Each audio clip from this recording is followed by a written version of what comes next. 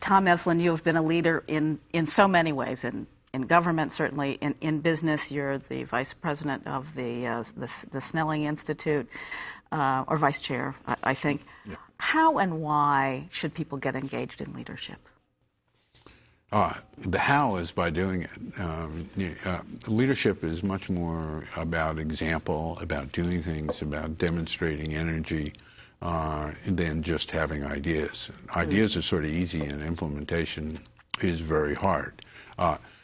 Once you've decided that you are a leader, and not everyone is, but once you've decided that you are, there's certainly ways to get better. You talked about the Vermont Leadership Institute at the Snelling Center.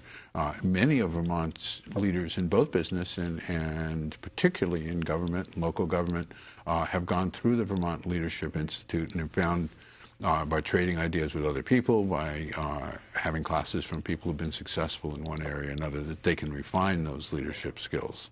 So it's a combination of doing and learning from other people who are good at doing it. Would you consider running for office again, since you've kind of dipped back into government in this past year? I've been in politics long enough and close enough to never say never.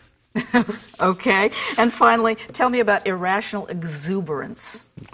Irrational exuberance is what gets things done. That progress doesn't happen in a nice, smooth way. It happens, in fact, in bursts, and each burst seems to get carried away, but it's still the bursts that make things happen. Long before there was an internet bubble, there was a railroad bubble, and there were other bubbles before that. But what happened is the first people who made railroads, who built railroads, made money.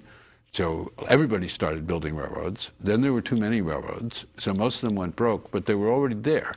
So now the price of transportation went way down. When the price of transportation went down, then new industries started shipping. New farms grew up, factories grew up. So the collapse of the old order made possible, by building the infrastructure that lowered the cost, made the new things happen. And so then you built up till you had another bubble. Same thing happened with internet.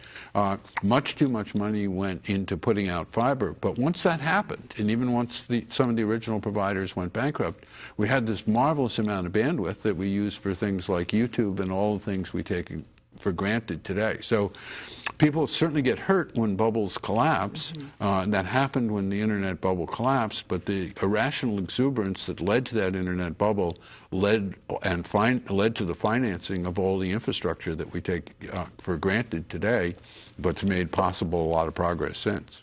Interesting. Thank you, Tom. Thank you.